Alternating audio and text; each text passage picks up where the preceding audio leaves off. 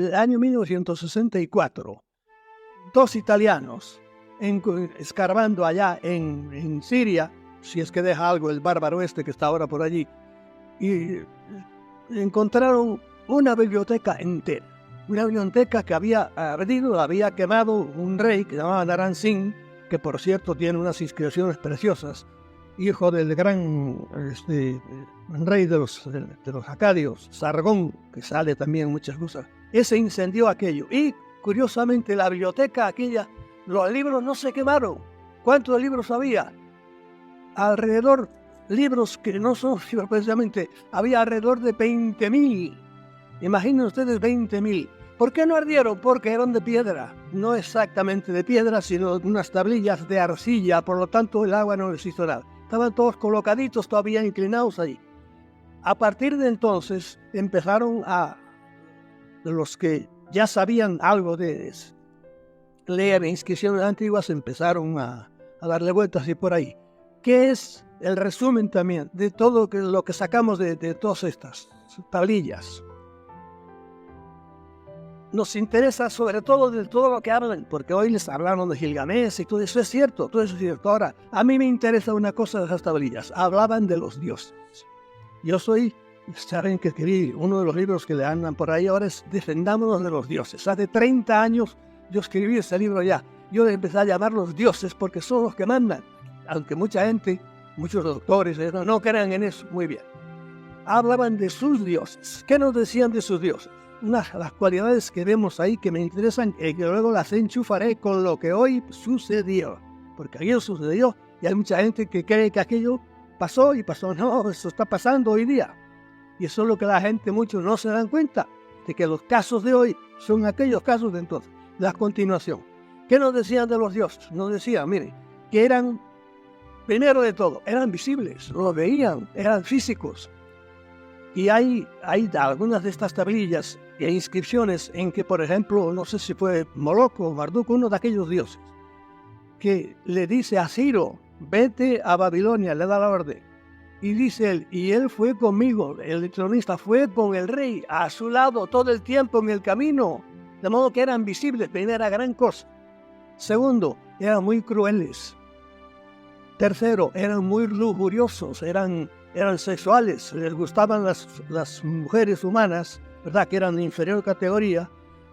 Un recuerdo de los nobles, como en Roma, el dueño de los esclavos podía acostarse con cualquier esclava y tenía derecho a ello. Bueno, pues estos hacían igual, eran muy lujuriosos y engendraron hijos con ellas. ¿Qué más nos dice de los estos? Eran algunos de los más fuertes, eran muy grandes, de estatura muy grande. Les tenían miedo porque algunos eran feos. Otra cualidad que tenían eran zoomorfos. Algunos tenían pinta de animal, pero inteligentes. Eran inteligentísimos, mucho más inteligentes que los hombres de aquellos tiempos. Sabían muchísimo de bregar con razas, con los ADNs. Ellos ya bregaban con eso, mezclaban unas razas con otras, hacían razas de ellos mismos al mezclarse, etcétera, etcétera. Estos eran los famosos dioses que nos describen las tablillas y que a nosotros nos interesan. ¿Por qué? Porque para ver qué es lo que queda de aquello. Esto tuvo una repercusión muy grande. Debió tener una repercusión muy grande. ¿Con quién? Primero, con la iglesia, con la religión, con el judaísmo. ¿Por qué? Porque en aquellos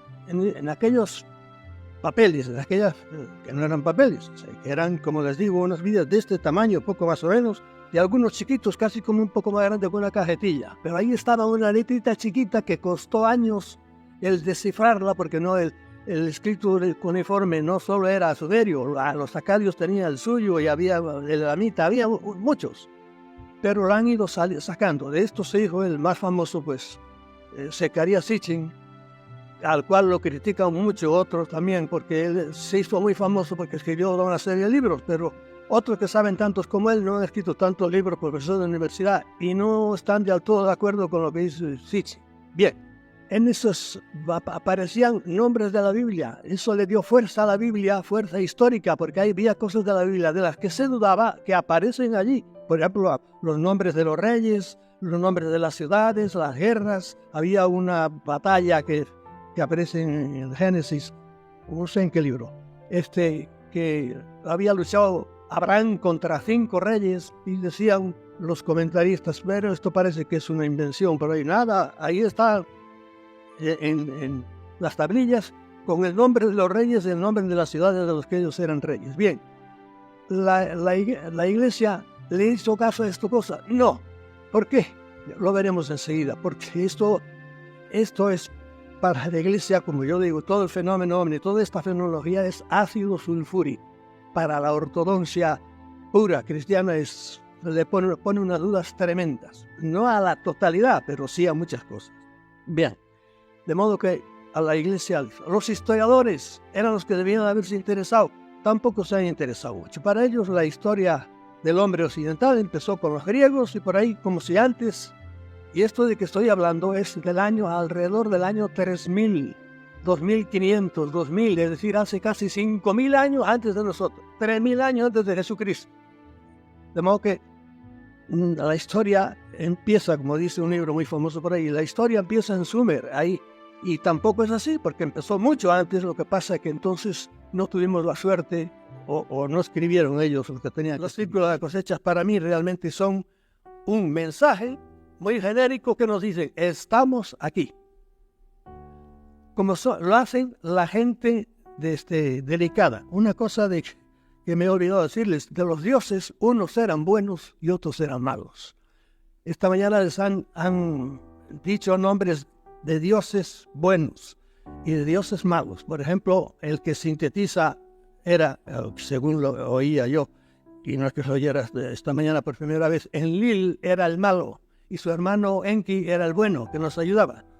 Es que así pasaba. Unos querían ayudar y otros eran demasiado propensos a dar órdenes y a criticar y a hacer unos castigos terribles. Bien. Los buenos actúan mucho más discretamente porque parece que obedecen una orden de no interferir. Los malos, en cambio, pasa como con los hombres. Si ustedes en un edificio hay 50 viviendas, hay 49 viviendas, gente honrada, pero hay un desgraciado que es ladrón. Bueno, pues por ese desgraciado hay que cerrar bien las puertas y por ahí, porque el mal es mucho más activo que el bien. Eso es una desgracia.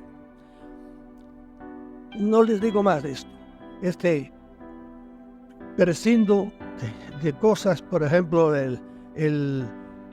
uno de los dibujos que son preciosos, se los recomiendo, vayan a internet, y aunque algunos creen que esos son fingidos, eso no puede fingirse porque hay tal cantidad de características en los dibujos de las cosas y sobre todo en el que están hechos. Hoy día muchos de esos dibujos a un buen dibujante son tan complicados, tan originales que le costaría encima de un papel hacerlo ahora. Como digan ustedes, cómo se hace encima de un campo. Y todavía hoy día, ahora que empezarán a salir en internet ya los de este año, porque eso es cada año, aparece la cosecha de cualquier cereal y ahí aparece, no desde el suelo, sino desde arriba, unos dibujos preciosos, cada año más bonitos. ¿Y cómo se hacen eso? Han visto luces por ahí. No quiero meterme a explicar, solo digo a los que tienen esa duda. Un tallo de trigo flaquito se dobla fácil, que es lo que hacen ellos, lo doblan. Ustedes saben que doblan y sigue creciendo la cosa, no le hacen daño. Es más, ese trigo tiene más valor para alimenticio, etc. Pero digan ustedes, un dibujo de esos hecho encima de un campo de maíz, que tiene 2 metros y pico de altura y que el tallo es así de gordo, ¿cómo doblas eso sin romperse? Pues encima de los campos de maíz hay también, lo cual es dificilísimo para los que quieran, humanos que quieran hacer eso. Hubo un famoso dibujo que era un gris, que eso ya no es dibujo de circunferencia, no, es ponerse a dibujar encima de un campo. Y hubo un círculo al lado que después parece que la traducción de aquello era la misma que una gran mujer que se llama Carla Turner, a la cual mataron los extraterrestres porque nunca era una catedrática de universidad, nunca se quiso someter a ellos y la mataron ellos. La mataron con un cáncer, como suelen hacer muchas veces. Y esa mujer dio a otra gran mujer que se llama Bárbara Bartoli, que se murió hace muy poquito tiempo, creo que era psicóloga, que se dedicaba a investigar a esta gente que han sido llevados a los tenores y por ahí. Y el mensaje que Karl Turner, la muerta esa que les dije, le dijo esta, era igual que el que apareció en un campo de maíz. No se fíen de los de arriba, pero hay gente que los quiere ayudar. Esa era la Connie. No sé, a Bárbara le dijo también Karl Turner, no te fíes de todos, pero desde aquí y hasta la muerte queremos ayudar. Bien, dejemos, esto es otra cosa que a mí me ha llevado, o a cualquier espera inteligente, esa aparición cada año de esas en los campos, que primero fueron en Inglaterra y ahora es en el mundo entero. ¿Por qué? Los buenos discretamente, respetando la orden de no interferir con otras civilizaciones que no respetan los malos, igual que entre los humanos, todos los años lo vienen diciendo. Desde no hace mucho, empezó en los años 70 por ahí. Bien, ¿dónde viven? Pues viven algunos en grandes naves que tienen por ahí arriba, porque el dominio que tienen ellos del espacio es mucho más grande de lo que nosotros. Son mucho más inteligentes que nosotros. ¿Y dónde viven? Cosa que tardé muchos años en caer en la cuenta de esto y en convencerme. Viven debajo de tierra. Pero no crean en cavernas ahí, olvídense. Auténticas ciudades, perfectamente. Tienen autopistas debajo. El planeta está surcado por eso. Créanlo o no lo crean, ¿verdad? Muchas cosas de las que yo diré no las creerán. Dios los bendiga. Ustedes sigan usando su cabeza, que siempre es lo último que tienen que usar, su cabeza. Dígalo quien lo diga. Si su cabeza dice esto es una burrada, pues deséchenlo. Mucha gente dice, ¿cómo es posible que debajo de la tierra no hay más calor por ahí? Mire, hay sitio de sobra, primero. Yo conozco a alguna persona con la cual me escribo que me dice, los amigos míos viven a 12 kilómetros para abajo. 12 kilómetros, parece mucho. La proporción que hay en la tierra entre, por ejemplo, el mar y la parte sólida de la tierra es lo mismo que de una manzana. El mar es como la corteza de una manzana. La profundidad del mar es alrededor de media de 3.000 metros, no más. Donde más profundo es al norte de Puerto Rico, la fosa esa que hay una fosa y otra en el Pacífico que tiene 11 kilómetros. 11 kilómetros. Bueno, estos vienen a 12, pero es que desde la superficie del mar hasta el centro de la Tierra hay 7.000 kilómetros. Mira la distancia que hay entre 3 kilómetros que tiene el mar, ¿verdad? Y 7.000. Mírenlo en uno que tenga en un bolsillo 3 euros, ¿verdad? Y otro que tenga 7.000 euros. Hay una distinción, pues lo mismo es. Por lo tanto, ahí abajo hay sitio para hacer todas las ciudades que quieran, todas las autopistas que quieran. Y de hecho, ahí viven ellos. Muchos. Cada uno tiene eso. ¿Quiénes son? Digo muchos, porque hay muchas. Hoy día hay un americano, hay más, pero bueno, yo siempre voy con mi amigo Michael Salla. Para él, no solo para él, hay más de 50 grupos, razas diferentes. Y claro, aquí también me gustaría, y ya me enredo en decir demasiadas cosas, quítense la idea de que los ovnis vienen de un sitio nada más, otros sitios. Por ahí arriba, en nuestra galaxia, pasa como en la Tierra. Aquí hay naciones diferentes, con fronteras, aunque ahora las han querido quitar, pero fronteras, con gobiernos independientes. Hay gobiernos democráticos, hay gobiernos monárquicos. Hay gobiernos más o menos buenos, capitalistas. Hay gobiernos podridos como el nuestro.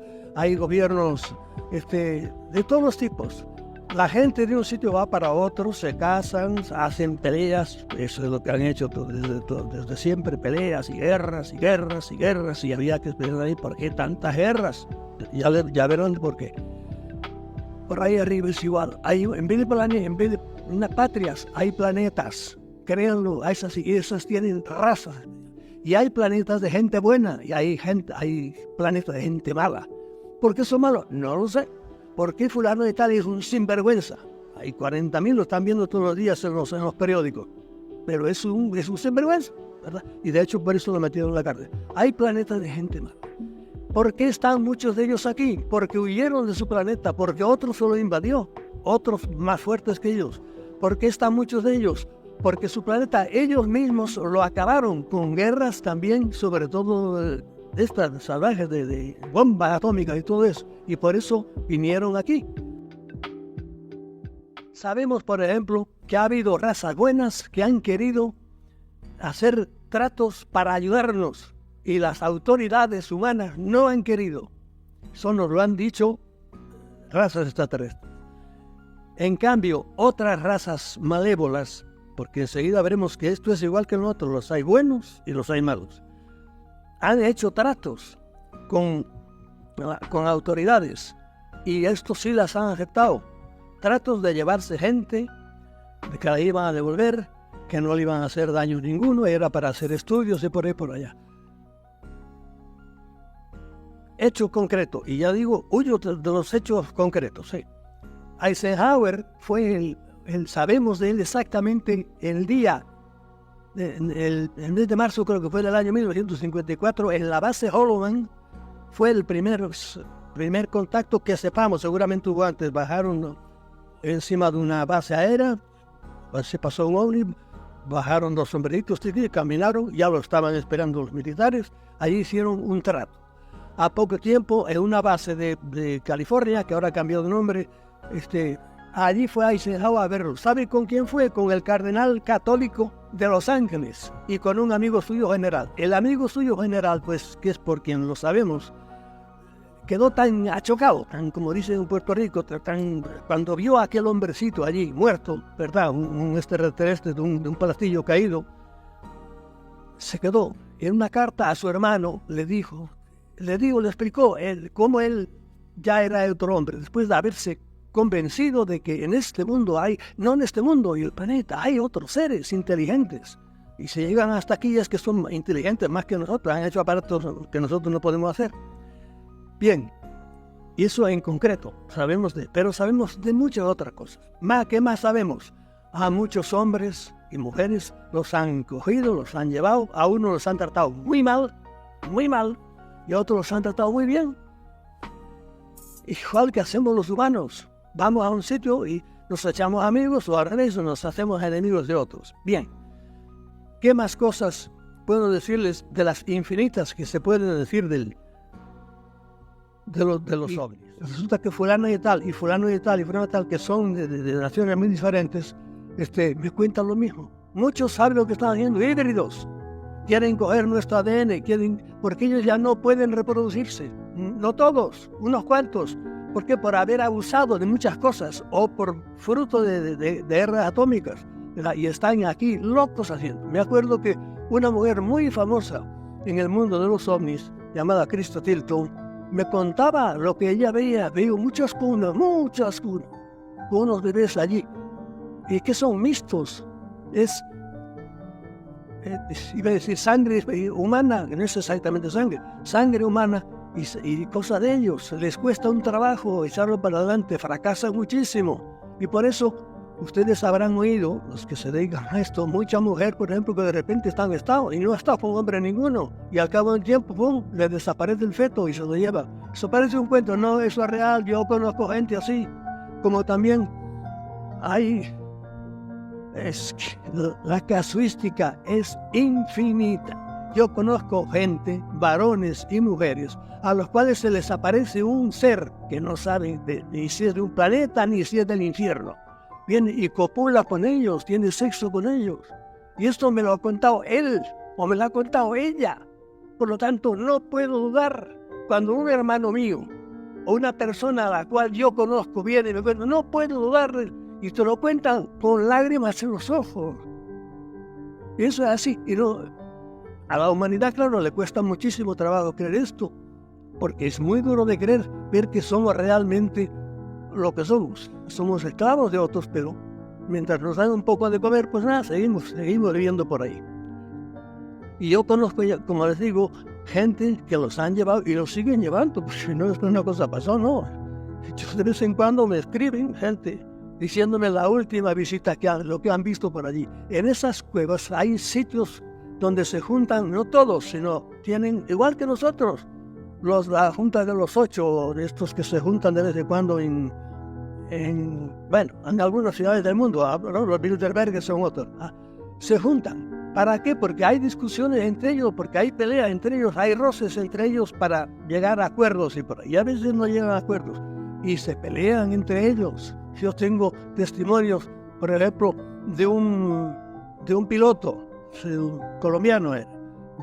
¿Cómo se peleaban? Y 2 ovnis. Se peleaban como las 2 moscas que se persiguen a una velocidad tremenda y tirándose rayos. Y él mirando aquello pasmado. Y en Venezuela, otro joven me contó igual que le había visto eso. Bien, este es el fenómeno ovni, del cual podía seguirle hablando media hora porque me he dedicado a eso muchos años. Y poco a poco he ido tragando porque hay cosas de estas que son imposibles casi de tragar. Pero cuando tú las vives y tú las padeces, pues no te remedio. Believe or not. Créanme o no me crean. Esto es así. Y eso está ahí. Y entonces, ¿por qué no lo conoce más todo el mundo? Porque los más interesados en que no lo sepamos son 2. Primero, las autoridades mundiales, que les conviene muchísimo, no quieren, porque ellos les da miedo que se les vaya. Ellos tienen siempre control de todo, ¿verdad? Son mentirosas, además.